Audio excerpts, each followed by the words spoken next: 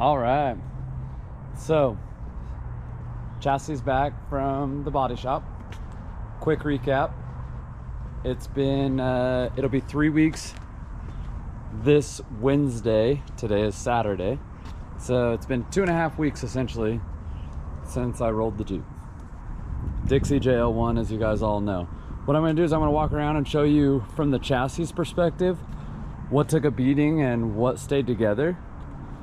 After seeing what kind of happened, I would say that not a lot of JL chassis would have handled what it kind of happened to it. But let's start with the bad right out of the get-go. You can see the camber of that driver front tire of how it laid over. But what you can't tell is you'd think, quickly looking at it, that you're going to assume, you know, a knuckles bent over here, but it's actually the C, or not the C, it's the actual tubing. It's probably going to be a little hard to give you a perspective, but she's actually bent backwards and up. And honestly, that's kind of what happens when you have all straight control arms. So as you can see, this upper control arm is totally straight. That lower is a totally straight. They're made out of 70-75 from Summit Machine. They're billet flex joints, and they're 70-75 2.5 inch control arms. So pretty beefy stuff. This Jeep's got Fox 2.5 triple bypasses and 2.5 remote reservoir coilovers with the IFP bump stops. So obviously, all that being straight, strong, super beefy, this is super beefy too. This is 3.5 inch axle tube. I mean, that's gnarly.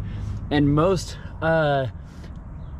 axles from Dynatrac are machined down a little bit here to clear the factory lower control arm. We had wider points on our control arm because it's a custom suspension. So we're able to leave this machined out when we order our custom axles. With that being said, all straight everything, when it hit, it plowed the front of this chassis, the front of this bumper. I mean, the front end took a hard hit before going onto its side. So to see this seat or this axle bent, this axle tubing, and then if you look straight on, you can see the bow in that front long side tube. So that front end took one hell of a hit. You can see bent but not broken, right? Like, that's where the Jeep stayed together like it should have. You can see this Fox 2.0 bump stop got annihilated, and again, it just hit so hard that's what kind of happens. When the Jeep landed, the tub pushed over right here and it smashed inboard, and when it smashed inboard, it obviously tweaked these. They hit the bumper, so these frame horns had a little tweak to it. So we took the chassis down to Troy's Customs. Even though this Jeep has a custom back half, which we'll get at in just a second, they were still able to measure off the factory frame points that was still there and get us squared away, and it really wasn't that bad. So that's huge news for us, which we kind of knew. So I'm pretty certain, even though it landed in 4-wheel drive, full throttle, doing about 60, and landed on the front end, I guarantee, and we'll find out when we strip the front end down, but I'm pretty sure the housing's the only thing that actually really took the major beating there. I'll bet you we find that ARB and those axle shafts are good. Another one is there's no serpentine belt on the motor. We didn't take the serpentine belt off, but if you look, there's a little chip in this plastic. That chip in the plastic's from where the computer and everything pushed over into itself. So didn't get hurt, or the computer mounting bracket, I should say. So motor's gonna be sound. It shut off because the battery went ejecto. It just ripped right out of the factory tray. It was probably 10 feet from the Jeep when after the Jeep stopped. So yeah, shocks are good. We can rebuild that one bump stop. We can rebuild the front housing. We're gonna do a whole new housing, and we're gonna go Dynatrac again. Obviously, it's been a great setup for us, and I believe in it, and it stayed together for us, and that's what mattered in that situation. So we're gonna get a new housing. We're gonna re-bracket it, but like I say, motor, transfer case is all good. We have the skid plate off the bottom of it. We have a total tummy tuck skid plate, 70-75 aluminum skid, and it's unharmed, but we have it off so that we could get a close look at everything. So Jeep's a little dirty from the sand, from, you know, the typical This is the upgraded 8-speed transmission, 75 8 HP trans behind the 6.4 Hemi.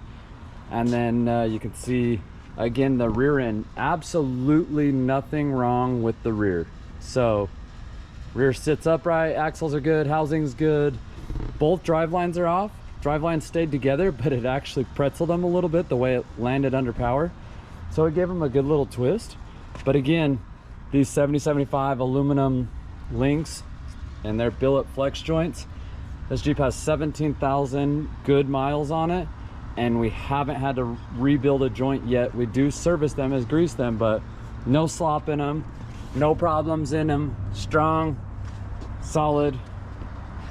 Definitely recommend their flex joints to anyone. So this has a sway away rear sway bar. Nothing wrong with that. Again, 2.5 triple bypass rear shocks, 2.5 coilover, of course both remote reservoir. But yeah, back half, all that stuff honestly stayed together really well. So honestly, the Jeep fared well. I should say the chassis fared well, considering we have a new body that we're going to be able to drop down and make sure all of our points hit perfect before we even continue on a lot further forward, because we got a whole new body, brand new doors, windshield frame, tailgate, tub, and we got a lot of goodies going on this thing. And the next one is going to be cranking out on the cage. You can see where our back half starts, but actually when the back half kit slid on, it slid forward for this cross member. But again, chassis is good. We did the 3 factory bolt setup, and then again that tummy tuck right there. So you can see that double triangulation, and that, my friend, is what makes this Jeep really what it is that 4-link. It really helps out a lot. Again, you can see the Fox bumps there, fresh pads there. My Dynatrac full float 80 is rad. We're gonna rebuild this thing and it's gonna come back. It's gonna look good, and I can't wait to show you guys the final product. But that's an update. So chassis is good, front axle housing's bad, we can fix that. We're gonna get cranking on her, get the body. We got to cut the tub where the rear shocks go through the tub. We'll get the tub fit on it, and then the next step from there is laying out the roll cage to start getting going on the roll cage, so we can then finish up what we need to on the body and get the body to the paint shop. So again, I'm super thankful that Troy's Customs working with us on this, and we'll be excited to show you the color when we get it all said and done.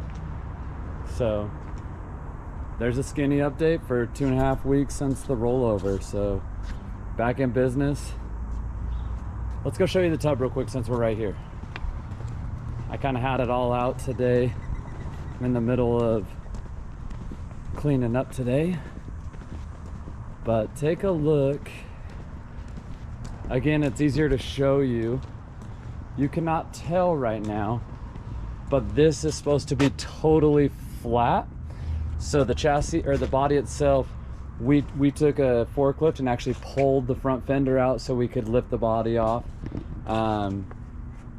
And then we had to straighten the roll cage out just to even get the seats out. So when this was on the chassis, we used the forklift and a winch from another Jeep and pulled this cage out, and then picked up board just so we could start gutting the inside.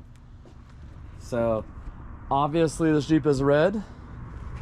A hint, we're not going red. Can't say you won't find red, but and we're not going orange. So there's my 2 hints for you right there. Because the new body's orange, this body's red. I'm just giving you the rundown. So we kind of started leaving this stuff in because all this is going to have to go, all this wiring, you know, all that stuff's going back in my new tub. It's still going to be just like factory. And as you look in these Jeeps, man, they just got computer plugs everywhere. There's nothing new to us. This is not the first time the JL1's been stripped down. For those of you that don't know, this Jeep was the very first JL we could get our hands on way back in 2018. And it's been my company Jeep. And the poor thing only had 17,000 miles on it, but the 17,000 miles was, you know, minor light scratching and stuff, but I mean, if you look at that tub, this is all from the rollover. So this was the better panel that fared the best, and the tailgate actually fared pretty well considering. But the rest of the cage, I mean, you can see pushed there, you can see pushed over here. Just looks like a junkyard Jeep now. Again, you can see how much it just wrinkled the tub, pulled over. So there's gonna be a lot of knickknacks we gotta buy, like, you know, the new filler necks, and one of the taillights popped out. But again, you're about to see the changes we're gonna make on this. You can see there where the tub got pulled apart, everything else, where the towers used to be under the carpet, everything there. So we're gonna have to build new tower covers because that was part of the body. But honestly, to get up and walk away from that one, you know, pretty much unharmed is a good way to say. I'm very thankful and excited to show you guys the rebirth of this thing. So stay tuned for more, the rebirth of Dixie JL1.